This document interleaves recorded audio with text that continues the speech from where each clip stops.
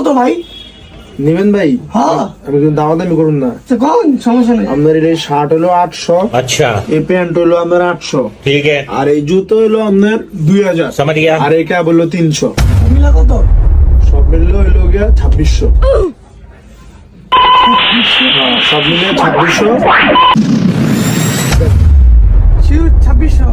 টাকা দেন। দাঁড়ান খুলে দিবি ভাই। তো খুলেন না ভাই, খুলেন একদম খুলেন। আসতে ভাই।